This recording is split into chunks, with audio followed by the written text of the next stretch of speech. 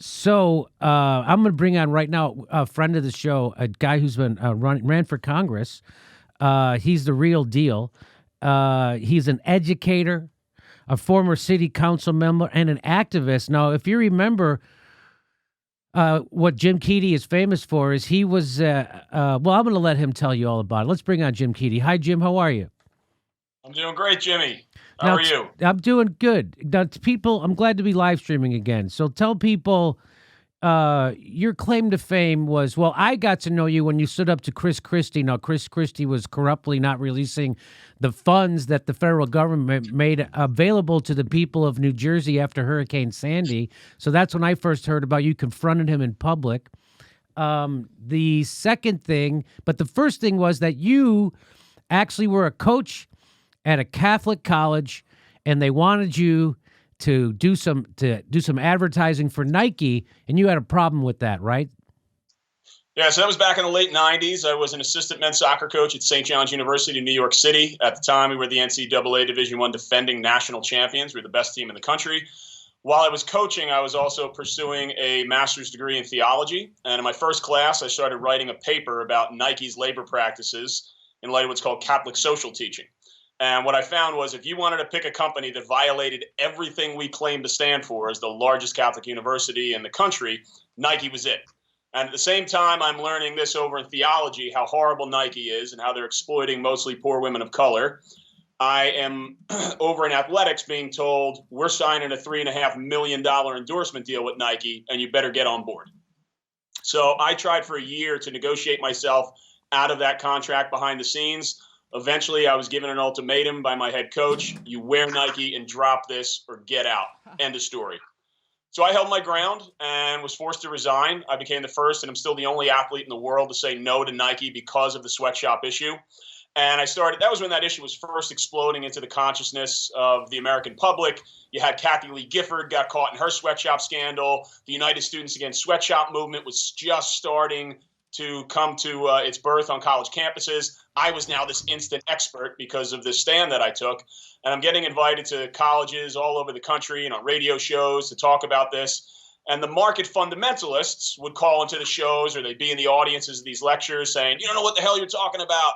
Those are great jobs for those poor people. And what the hell else would they be doing if they weren't working for Nike? And yeah, $1 a day doesn't seem good here, but it's great there. Now, I knew from my research and also from having backpacked through a lot of the countries where Nike operates when I first got out of college that these market fundamentalists did not know what the hell they were talking about. The competitive athlete in me wanted to prove them wrong. So in the summer of 2000, I moved to Tangerang, Indonesia, this industrial suburb outside of the capital, and for 1 month tried to survive on a Nike sweatshop wage. At the time, it was $1.25 a day. And in 1 month, living on a Nike sweatshop wage in a rat-infested slum with cockroaches crawling over me, I lost 25 pounds. And I met the mostly young women who made the stuff that I wore as an athlete for my entire life. And I had never thought about these workers and what their lives were like until I started writing a research paper. And I promised them, I'm going to go home, I'm going to tell your stories, I'm going to advocate for you. And I thought I would come home and do, 6-7 week speaking tour. I ended up being on the road the first year for 7 months. I spoke at 80 schools and then saw there was a real hungering for this kind of grassroots education. I formed a nonprofit organization called Educating for Justice, and I did that work full time for 15 years. I would go back and forth to Indonesia, gathering the latest information from workers, doing the latest research on wages and working conditions, environmental conditions, and then coming back to college campuses and high school campuses and educating students about what was happening and then encouraging them to use their voice to leverage pressure on Nike to get better conditions for the workers. And I did that up until full-time, up until about 2014 on May Day, International Workers' Day. I was marching with workers through the streets of Jakarta, and I was arrested, detained for 2 days, questioned for 2 days, and then deported and banned from Indonesia. So I do the research remotely. I have workers contact me all the time. I just got a message yesterday from some workers in Indonesia that are having trouble at one of the Nike factories.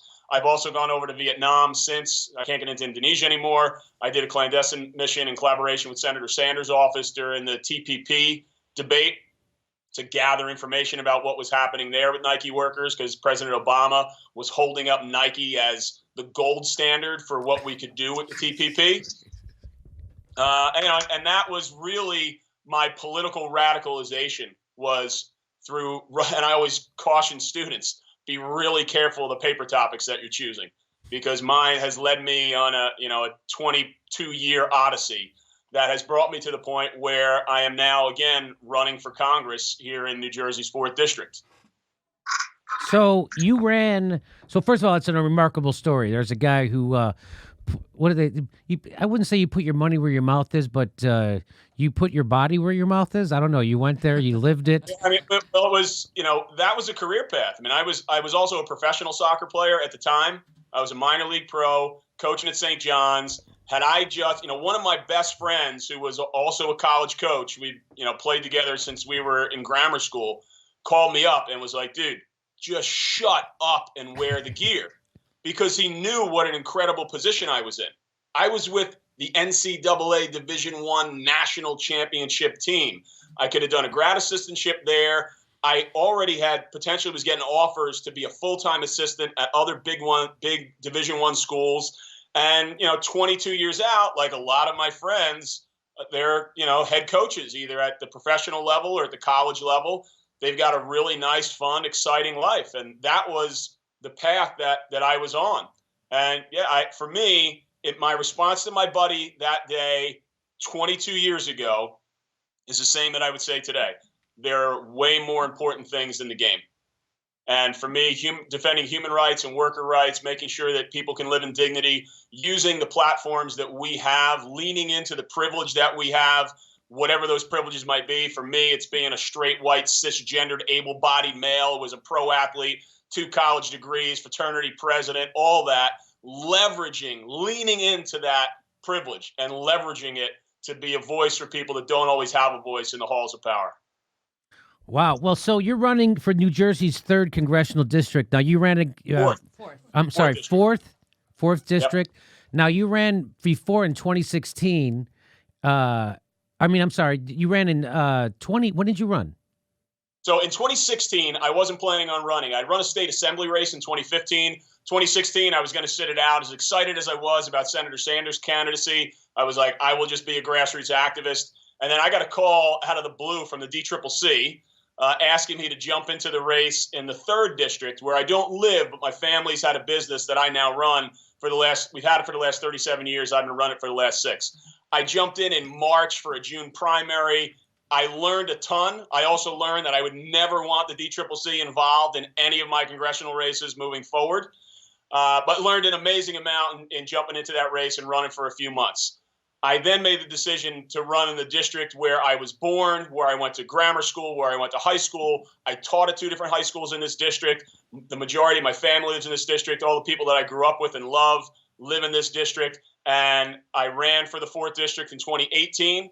And despite having the entire Democratic machine in the 4th district up against me, we were able to get 43% of the vote in the primary. Now, in New Jersey, we have a primary that is unique to every state nobody else does it like us. We have these things called the county line. And I talked about this on a show that we did. And instead of me going back through it, check Jimmy's archives where I walk through this county line nonsense. But basically, it gives the hand-picked candidates the first preferred column on the ballot. And everybody else is off in what we call ballot Siberia. And even being off the line, in 3 different counties that make up the 4th district, we still got 43% of the vote. It's unheard of. Most people off the line get, at best, 19 or 20%. So we're building on that foundation that we built in 2018 to run here in 2020 and to win this primary and then go on and take out a 39-year incumbent in Congressman Smith. So, okay, so that was it. All right, so now you're running in the 4th district. That's fine. Now, they've got to be afraid of you, right? I mean, that's remarkable. You did 43%. You were off the line. So what are some of the new, are they doing some new tricks? Now, last time you came on, you told us about some of the tricks they were using to keep you off the ballot or in the sweet spot of the ballot. Now, what is anything new they're doing this time? Yeah, I think, I'm watching the machinations happen, because I got into the race in November. I waited for our state races. We were one of the few states that had electoral races in the off year in 2019. So I waited for those to be over. until jumping in this time around. And I'm watching. They've already picked their favorite, and I'm watching all that happen. It's funny. I look at her Facebook page and the pictures that she's taking, and you could go into my Facebook page from 2 years ago, and you could drop me. Like the pictures are exact. So she's playing that party game. I am not. I am sidestepping that whole process. Would I like the endorsement of the county parties? Absolutely, because I think we have the best platform. I think we have the best strategy to win this race. But they are not going to hold that over me. So the line that we're going to run on, I am going to run under Senator Sanders. I don't need their line. Right? So we're building out a whole line from Senator Sanders all the way down to county committee members, Senate race, congressional races, county freeholder races, local races, school board races, county committee races. And we're going to have a line that's visually going to counter their line. And I believe not only are we going to counter their line visually, but our message of fighting for the Green New Deal, fighting for Medicare for all, fighting for college for all, fighting for real criminal justice reform, immigration reform. Go down the laundry list of our progressive policy platforms. This is what the middle class and working class families of the 4th District want in someone that's going to go to Capitol Hill and fight for them. So they can do whatever they want to do. I'm going to spend the next 27 weeks knocking on 3,703 doors a week until we win this thing. Wow. Well, first of all, you got your stump speech down. You're doing great work on that. You get really, you have. I just started 2 weeks ago. I know. I'm just saying you sound like a pro, and yeah. I mean, you're enthusiastic. You're energetic, and you're interesting to watch. We interview a lot of people on this show who are running for office, and a lot of people who are running for the first or second time, and they are, shall we say it, communicationally challenged. Put it that way. So, but you are not. You know exactly what you're saying. You know what you're doing, and you're a real progressive, right? So, I mean, do you support Bernie Sanders? His domestic policy? Do you differ from Bernie Sanders' domestic policy anywhere? I think generally speaking, I'm on the same page with Senator Sanders on a majority of issues. I was a delegate for Senator Sanders in 2016. I ran as an Our Revolution candidate in 2018. As I said, I'm going to run under Senator Sanders on the ballot in 2020. I mean, there's some nuanced things that, if I was sitting across the table from Bernie, we were talking about, we discussed this in one of the interviews that we did back in the 2018 cycle, like on the increasing the minimum wage to $15 an hour. As a small business owner, I think we need to have a phase in for businesses that are like mom and pop Main Street businesses, whereas a Kmart, a Walmart, a Target, a Kohl's, an Amazon, they can pay it tomorrow. And it's not going to impact their bottom line at all, right? Whereas for the pizza place that's a few doors down from me underneath my apartment, they got to go from, say they're paying people $10 an hour right now to $15. That can have a real impact. So what we've got to do is get those big businesses paying that $15 minimum wage, and we start to get more money flowing at the bottom of the economy. We get that velocity of money kicking in. You have everyday people spending money in their communities. It can then generate the revenues at the mom and pop local businesses where they can then reinvest in their workforce and increase that. And I laugh when these big companies say that they can't do it. I run my family's business. It's about a $2 million operation. I meet a payroll for 25 employees every week. One of the commitments that I made when I took the Irish Tavern over, when my father passed away 6 years ago, I did a quick look. MIT has a great resource where you can put in a zip code and get the living wage standard for that area. So for Southern Ocean County, it was, I think, $2.46 an hour. And I can proudly say every one of my employees is at or above that. Wait a minute. You said $2.46 an hour? $12. $12. Okay. Well, sorry. $12.46. I think that's what it was. Okay. So every one of my employees is at or above that. In terms of New Jersey's $15 minimum wage, I'm 3 years ahead of the phase-in that New Jersey put in. So if Jim Keady can do it at a mom and pop Irish Tavern on Main Street in Waretown, New Jersey, Jeff Bezos can do it no problem. McDonald's can do it no problem. Kmart and Walmart can do it no problem. And this is why we need people with the kind of experience that someone like myself would have in the halls of power on Capitol Hill to check these market fundamentalist Republicans and the centrist corporatist Democrats who stand with them and hold this kind of stuff up. Hey, who currently holds that seat? Congressman Chris Smith. He's And been in for this is his 20th term. he's a Democrat or Republican? He's a Republican. Oh, okay. He actually is. He is the last sitting Republican in the New Jersey congressional delegation. We are the red donut hole in the blue state of New Jersey. Although I would say some of the Democrats that we have are basically GOP light. Correct. Yeah, that's the big problem. So, how about the person who's running against you? So it's a woman. What's her name? There were 5. One dropped out today. Now there's 4. And now the woman who dropped out, amazing woman. We have some political differences in terms of ideology, but she dropped out in part because of the leadership of the Monmouth County Democrats. They partnered her up with someone that they knew had a history of stalking women, of really inappropriate behavior with women. And this is a guy who holds an executive level office in the New Jersey State Democratic Party. He was holding an executive level office in the Monmouth County Democratic Party. Our chairman and State Senator Vin Gopal, who basically runs the Monmouth County Democrats, both of these guys knew of this guy's history.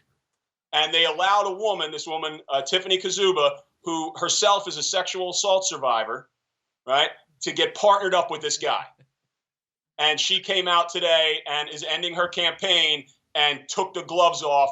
And I have so much respect for her. She is showing so much courage. And I put out a statement of solidarity with her today saying that every rank and file Democrat in Monmouth County needs to let their voice be heard, that we stand with Tiffany and we demand that the chairman and Senator Gopal and this guy, Bill Robinson, be held accountable. These cannot be the kinds of leaders that we have in our local Democratic parties.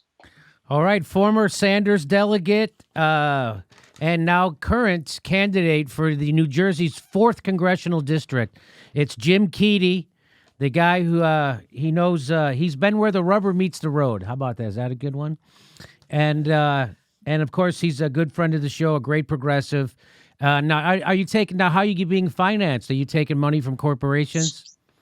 Absolutely not. No. I've been fighting against corporate oligarchy. Look, Jimmy, we've got 2 major crises that we need to deal with, and this is why I'm running for office. We have the climate crisis that is threatening the very existence of our planet and humanity, and we have the crisis of the oligarchs that is threatening our representative democracy.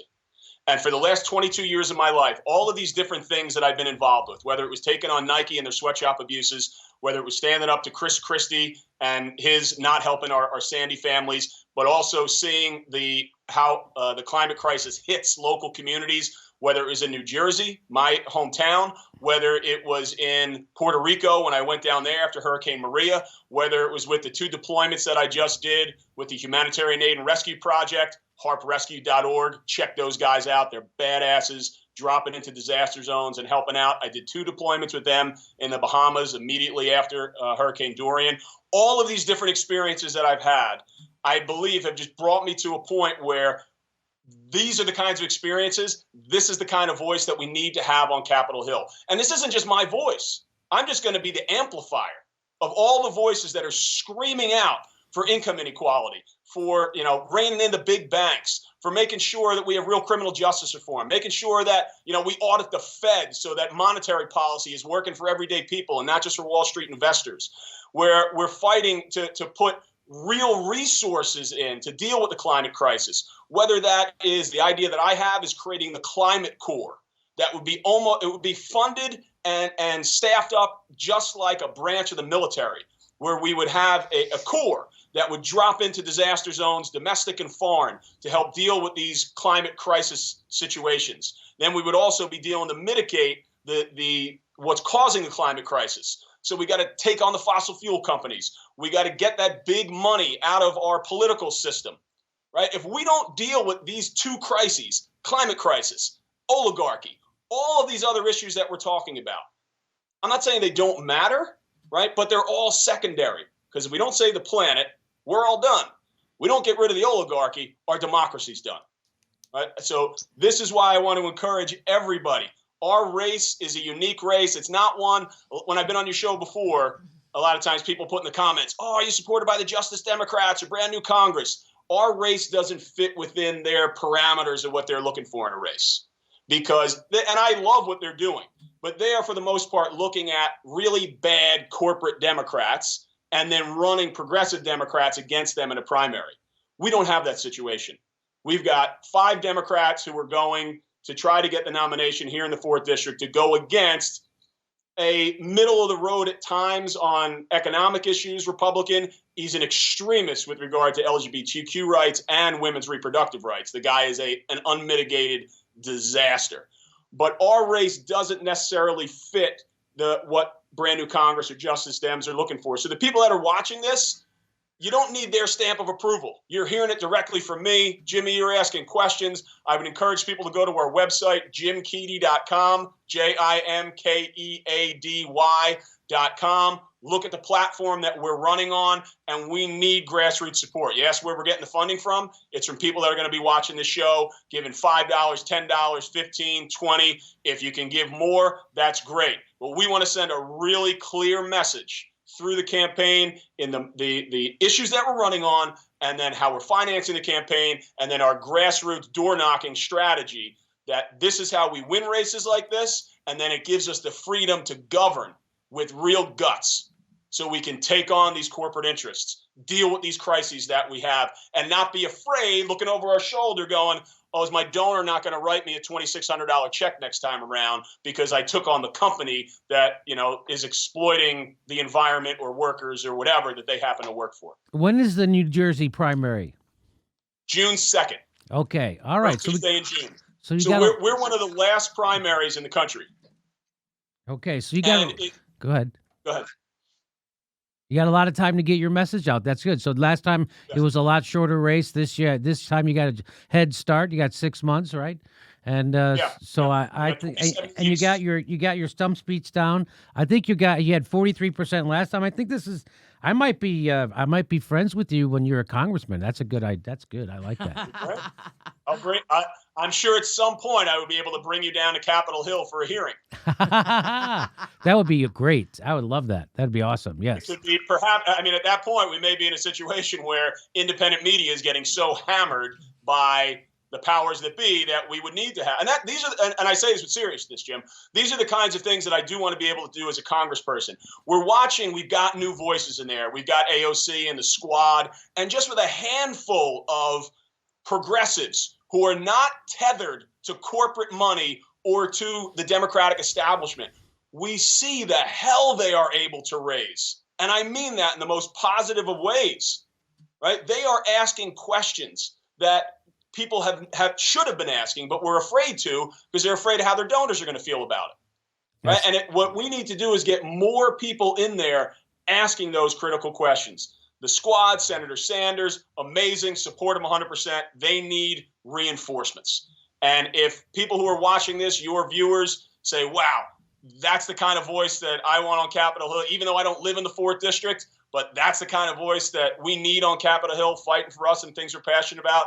Again, please go to jimkeady.com, sign up to volunteer, make a contribution. And I'll tell you this, New Jersey is one of the last states in the Democratic primary. It's either going to mean nothing or it's going to be one of the most important states in the cycle. I think we have 135 delegates, right? So it's either, my hope is that Senator Sanders has locked it up by that point and people are just going to want to be on the side of the winner and go vote for Bernie and everybody else that's underneath him, or it's going to be very tight and every delegate's going to count. And we're going to need a grassroots army to join the one that we're already building in the 4th District to parachute in to the Garden State and help us knock on doors like crazy through the end of May into early June and Election Day on June 2nd. All right. Well, best of luck to you, Jim Keady. Everyone check out his website. Volunteer if you can. Jim, thank you very much for taking time out, and we wish you best of luck, and I'm sure we'll see you before the primary one more time, okay? All right, that sounds great, Jimmy. Have a great night. Okay. Always good to talk to you. All right. I saw Jim. Jim made the trip when we were in, was it Philly? Yeah, it was great. He came out to the Philly show. That was fun the first night. Was that the night we got the old-timey heckle? That was funny. Come see our live show. We're going to be in Honolulu on December 27th. We'll be in Portland, Oregon, and then we go to Tempe, Arizona, San Jose, California, Sacramento, Miami. Go to jimmydorecomedy.com for a link for all the tickets for all our live shows coming to a town near you, and become a patron or support the Jimmy Dore Show. We give you hours of bonus material every week. Go to jimmydorecomedy.com, become a premium member. Thanks for your support.